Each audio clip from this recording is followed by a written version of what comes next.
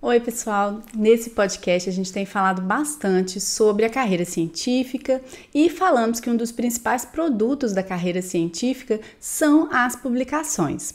Bom, então no episódio de hoje nós vamos falar sobre os diversos tipos de publicações científicas. Meu nome é Raquel Minardi, eu sou professora universitária desde 2010 e estou aqui com vocês nesse videocast para falar sobre a carreira científica.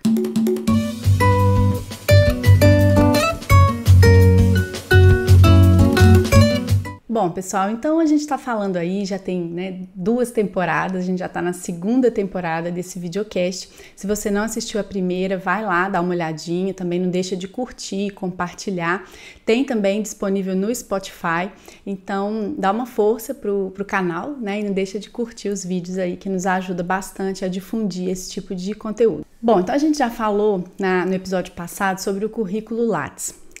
E o currículo Lattes a gente adiciona lá, acrescenta lá as várias produções que a gente vai produzindo ao longo da vida científica. E aí vocês devem ter observado que lá tem diversas entradas, entrada para artigo completo em periódico, artigo aceito, anais de conferências, artigo completo, artigo resumido. Então, tem uma ampla gama lá de publicações. E às vezes, para quem está começando, isso pode ser um pouco confuso. Então, nosso objetivo aqui com esse episódio é fazer uma conversa bem informal mesmo sobre os tipos de produções, o valor que cada uma tem e até falar um pouquinho para você que está começando a carreira, que tipo de produção você pode e deve almejar nas diferentes fases da sua carreira. Então isso é uma coisa muito importante. Então se a gente for pensar, desde da iniciação científica até uma carreira de professor no magistério do ensino superior, por exemplo, que é um professor pesquisador, ao longo da carreira a gente vai fazendo diferentes publicações científicas. E o objetivo principal da carreira científica é publicar. Então a gente já falou em episódios anteriores aqui que o conhecimento, a ciência, o conhecimento é uma construção coletiva, ao longo do tempo, ao longo da história, a ciência vai se construindo através de várias mentes no mundo inteiro, em diferentes momentos do tempo. Cada trabalho de dissertação, de tese, é um tijolinho nessa parede ou nessa muralha enorme do conhecimento. A gente só consegue colocar o nosso tijolinho ou dar a nossa contribuição em cima da contribuição de um monte de outras pessoas, não é mesmo? Então ninguém quer produzir ciência para ficar guardada na gaveta ou no computador, a menos que seja uma indústria que esteja protegendo ali o conhecimento para conseguir recursos financeiros com isso. Mas em geral, na ciência, na universidade, a gente está publicando as pesquisas que a gente desenvolve. Esse é o objetivo de todo trabalho científico. A gente quer compartilhar com a comunidade científica internacional. E é muito importante dizer, então, que todo trabalho científico, desde uma iniciação até um doutorado, um pós-doutorado e tudo mais, ele tem esse objetivo de dar visibilidade ao produto do projeto, que é o conhecimento construído, o conhecimento gerado. Então, o que a gente quer fazer, quando a gente escreve um trabalho e a gente vai publicar? O que a gente quer com esse trabalho é obter a maior visibilidade possível, certo? Então, a ideia é que esse trabalho chegue a todos os interessados. Então, eu publico um artigo, eu quero que todas as pessoas da minha área idealmente vejam e possam ler, possam ter acesso a esse trabalho se ele puder interessar, Então o que acontece? A gente ainda vai falar, eu tenho aqui a previsão de falar sobre isso, sobre o impacto da produção científica num episódio futuro aí, tá? Tá na minha listinha de temas aqui. Mas, por enquanto, o que eu queria comentar, trabalhar aqui com vocês? Eu queria comentar que a gente busca produzir um artigo que possa ter tanta qualidade que ele possa ser aceito e publicado por revistas que tenham circulação, visibilidade internacional, de preferência na comunidade em que você trabalha, na comunidade em que você pesquisa. Então, por exemplo, se você é da área de microbiologia, tem uma revista que é muito lida pelos microbiologistas. Entende? Que não vai ser lida pelos cientistas da computação, né? Da mesma forma, se você trabalha com ciência da computação, digamos, na área de aprendizado profundo, você tem o costume de ler algumas revistas, de ir a algumas conferências que o pessoal da microbiologia não tem costume de ir. E a mesma coisa para a bioinformática. Então, a bioinformática tem os seus veículos, as suas principais revistas, as suas principais conferências, as principais revistas que têm visibilidade nesta área. Então, vamos pensar o seguinte: se a gente for colocar o universo de veículos em que a gente pode publicar um trabalho, tá? O que seriam esses veículos? Os veículos que divulgam o conhecimento. São revistas científicas, né? Também chamada de periódicos, elas saem com uma certa periodicidade, vamos dizer, todo mês sai uma edição dessa revista, então por isso que se chama periódico, tá? Então, a gente tem os periódicos, a gente tem as conferências científicas. Aí, conferências, simpósio, workshop, tudo isso que reúne pesquisadores, e a gente já falou aqui também no episódio anterior. E esses são os principais veículos, tá? Então, antigamente as publicações eram muito impressas, hoje em dia a maioria é digital, é online, né? A gente tem um DOI, que é um identificador único de todas as publicações, e essas publicações elas ficam disponíveis na internet pra gente, tá? É um cenário muito mais cômodo e muito mais prático para a gente, em termos, né? Porque antigamente os pesquisadores eles tinham que buscar na biblioteca os periódicos, esperar chegar no Brasil, pedir para trazer de outro lugar. Hoje não, hoje está tudo ali ao alcance de um clique do mouse, desde que a gente tenha um convênio aí da CAPES para acessar esses periódicos ou que a gente possa pagar. Tudo bem, esse é um outro assunto para um outro momento, né? De falar sobre as taxas de processamento de artigos e open access e tudo mais. Mas vamos pensar nos veículos, tá? Voltando aos veículos aí que são principalmente eventos, né, conferências e periódicos. Se a gente colocar eles numa pirâmide, tá? Imagina que a gente tem uma pirâmide, a base é muito larga e vai subindo, né, funilando, lá em cima a gente tem o topo da pirâmide, que é bem menorzinho, tá? Se a gente fosse colocar todos os periódicos ali, o que acontece? Aqueles periódicos do topo, tá? Eles são os mais visíveis. São aqueles periódicos que todo mundo acessa, todo mundo conhece de todas as áreas e eles têm muita visibilidade. Muita gente lê esses periódicos e, obviamente, muita gente cita esses periódicos. Então, quando você escreve um artigo, no seu artigo tem um monte de referências bibliográficas que você cita, né? Construindo seu argumento, comparando o seu trabalho com outros trabalhos, né? Então, esses periódicos têm mais visibilidade, tá? Exemplos de periódicos lá no topo. A revista Science, a revista Nature. Então, são revistas que têm um grande impacto, tá? Por que elas têm um grande impacto? Porque se você publica um artigo lá, você provavelmente vai ter um artigo muito citado, tá? Ou seja, você tem mais chance do seu trabalho ser visto, lido e citado, tá? Não quer dizer que ele vai ser muito citado. E também você pode ter um artigo numa revista menor, né? E mesmo assim muito citado. Mas é fato que a revista Science tem um fator de impacto muito alto, isso é uma métrica, número calculado, e num episódio futuro também a gente pode falar sobre isso com mais detalhe, tá? Bom, a questão é, então a gente tem poucos periódicos no topo, que são esses de grande impacto, de grande visibilidade, tá? Nature, Science, PNAS e outros, tá? E aí quando vai descendo na pirâmide, a gente tem um monte de periódico ou conferência bem mais simples e que não tem tanta visibilidade, tá? Então eu vou dar um exemplo assim, só para vocês entenderem a diferença. Eu posso criar, né, uma conferência regional, por exemplo, Conferência Mineira de Enfermagem, tá? Não sei nem se existe, se existe até me desculpa, tá? Eu não sei se existe uma conferência desse tipo nessa área. Mas uma conferência mineira, ou por exemplo, bioinformática, tá? Não existe. Conferência mineira de bioinformática eu nunca vi. Eu posso criar Conferência Mineira de Bioinformática. Qual que é o objetivo? Reunir pessoas da área de bioinformática, provavelmente que atuam no estado de Minas Gerais, para apresentar os seus trabalhos, discutir os seus trabalhos, e aí possivelmente eu vou receber envios de artigos, vou criar um comitê científico que vai avaliar revisar esses trabalhos, voltar com um parecer para os autores, e aí a gente vai decidir quais serão aceitos para apresentação, quais não serão aceitos. E aí os aceitos a gente convida para compor uma edição, que a gente chama de anais, da Conferência Mineira de Bioinformática, tá? Então a gente cria um livro, pode registrar esse livro, né? Tem que ser assim, porque senão não tem valor nenhum. Então eu registro, crio um ISBN, cada artigo vai ter um DOI e tal, e eu publico um livro, Anais da Conferência Mineira de Bioinformática de 2024, tá? A pergunta é, quem vocês acham que vai ler esse Anais da Conferência Mineira de Bioinformática? Pouca gente.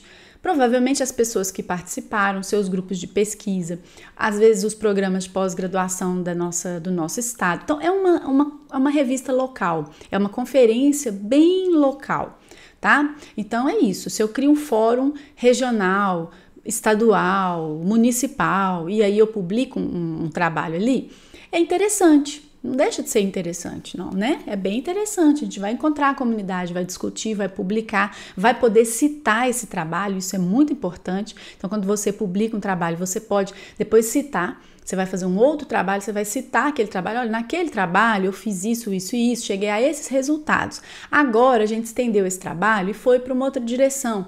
Então você cita o seu próprio trabalho e isso é natural, é bom, né? Você tem um registro publicado de um trabalho que você fez e que agora está sendo estendido, tá? Mas o que eu estou querendo mostrar é a diferença dos trabalhos que estão na base da pirâmide para os que estão no topo da pirâmide. Então a gente tem muita publicação de baixo impacto, né? Algumas de médio impacto e menos publicações lá muito visíveis, tá? Então, digamos, publiquei o novo artigo do AlphaFold. Provavelmente, se sair uma nova versão do AlphaFold, vai sair na Nature ou vai sair na Science. Por quê? Porque é um trabalho que os editores dessas revistas, eles sabem que todos querem ler, né? São trabalhos que estão trazendo muito impacto em várias áreas da ciência. Então, se eles publicarem esse trabalho, muita gente quer ler, muita gente tem interesse e vai ler e vai citar. E vai melhorar, então, o impacto da revista Nature ainda mais, tá?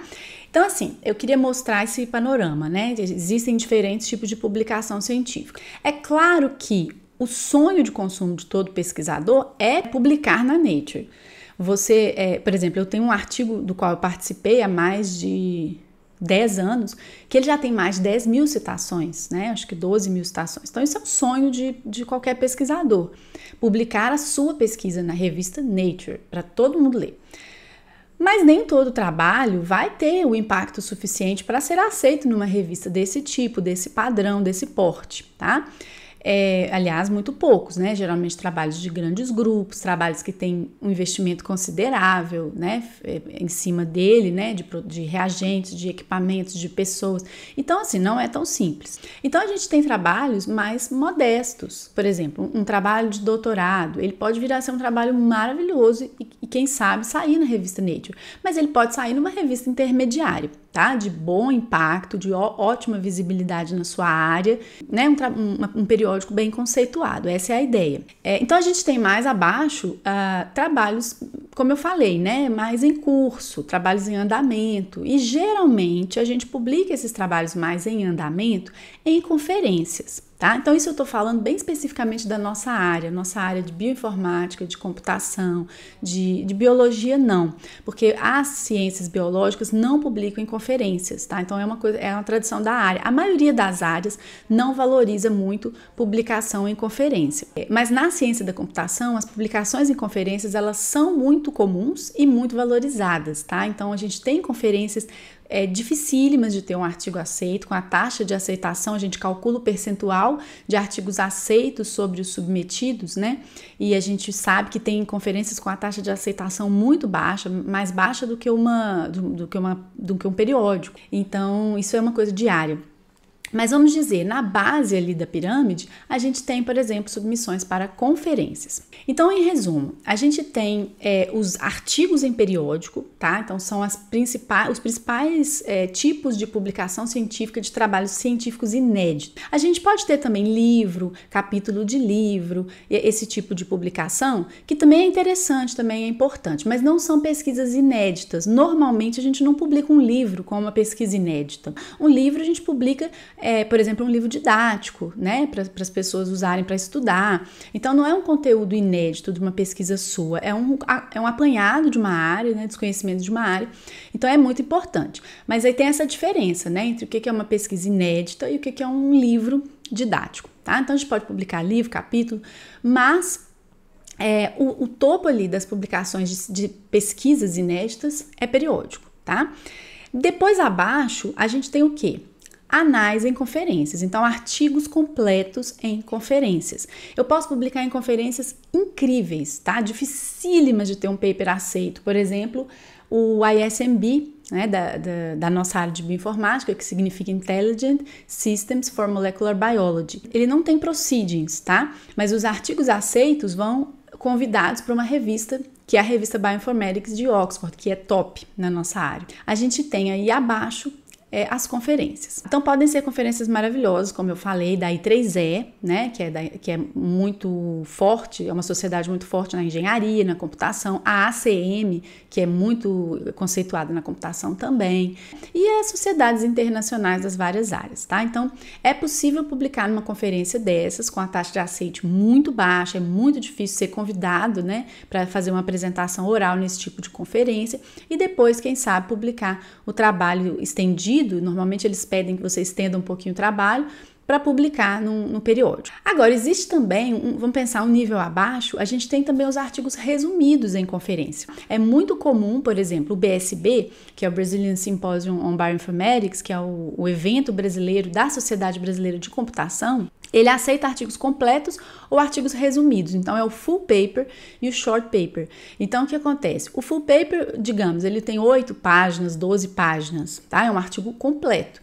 Mas você pode optar pela modalidade de submeter um artigo curtinho de 4 páginas, tá? É uma espécie de resumo, é como se fosse um resumo estendido, assim. E aí você conta a sua pesquisa. Normalmente, é uma pesquisa em andamento.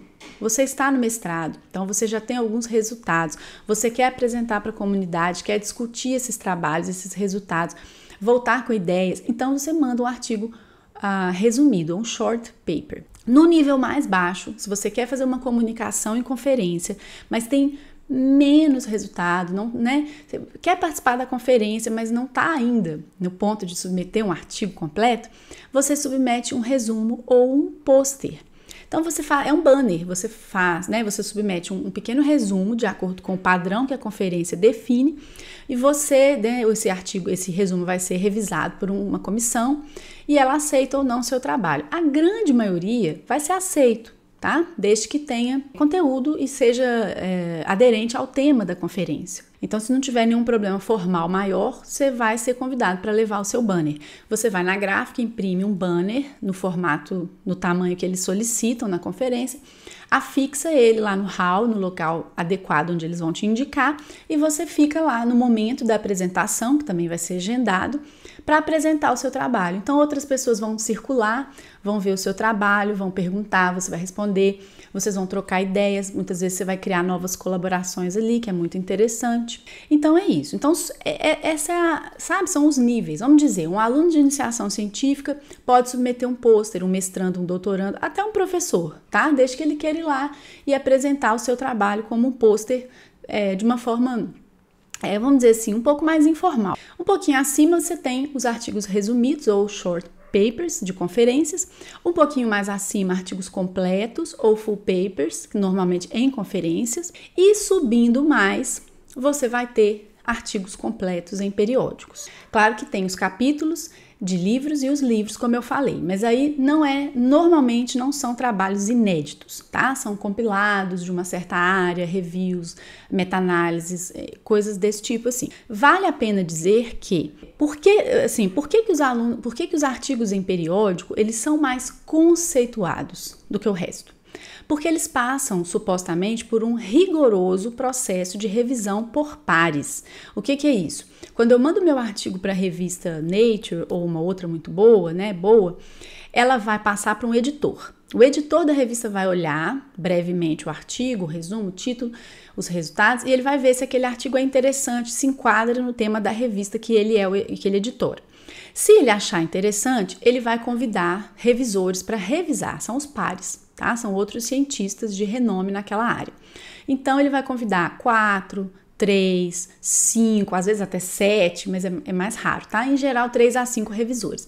Esses revisores vão receber o artigo e vão revisar, normalmente, gratuitamente, os seus trabalhos e vão decidir entre aceitar ou não aceitar. Eles vão te fazer um conjunto de restrições, de pedidos, né, de sugestões, de críticas, e você vai ter que responder, endereçar cada uma dessas críticas, modificar o seu artigo, argumentar, explicar, melhorar as figuras, fazer novos experimentos, tudo que eles pedirem, até que o artigo seja aceito na revista. Então é um processo trabalhoso, custoso, estressante muitas vezes, tá? Então, quando você pega um artigo de uma revista, tá? Uma revista boa, de bom nível, uma revista confiável, tá? Que não é essas revistas predatórias, tá? Que a gente pode falar num outro episódio.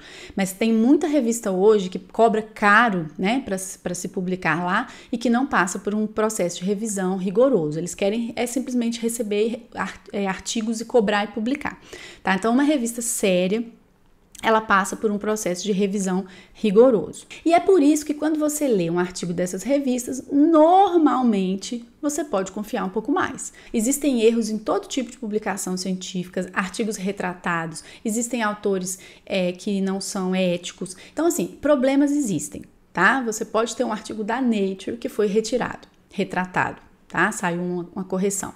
Então, é isso. Por fim, não poderia deixar de falar de uma modalidade um pouco mais recente que surgiu, que são os pré-prints. Tá? O que são os pré-prints ou archives? Como o nome indica, os archives são arquivos em que um pesquisador pode depositar o seu paper sem ser revisado por pares. E ele fica ali para toda a comunidade poder ver, fica registrado, tem um DOI, fica registrado que foi publicado naquela data por aquele autor, todo mundo pode ver. E aí as outras pessoas podem comentar, criticar, citar. Então essa modalidade é uma modalidade que tem ganhado um pouco de interesse recentemente, porque é gratuito, tá? Só que não passa por revisão por pares. Então é um problema. Se você tem um pré-print, você vai ler e vai tomar sua decisão se aquilo é legal, não é legal, é válido, não é válido, é bom, não é bom, tá? Vantagem, publica muito rápido, tá? Então se você tem um negócio quente, que você não quer que ninguém copie, você quer marcar que aquilo é seu, então você pode mandar e registrar lá. Muitas das grandes revistas já estão pedindo para a gente pôr no pré-print antes de aceitar para revisão, tá? Então, recente a gente submeteu um para Scientific Reports, que é do grupo Nature, ela já nos obriga, se eu não me engano, obriga ou sugere que a gente coloque o artigo em pré-print, tá? Então, muitas vezes a gente coloca em pré-print e a revista revisa enquanto isso. Depois que ele é aceito, ele sai também na revista, tá bom? Pessoal, é uma vida longa, né, essa de aprender a publicar nos mais diversos níveis. Comece pela base da pirâmide e vise sempre ir subindo.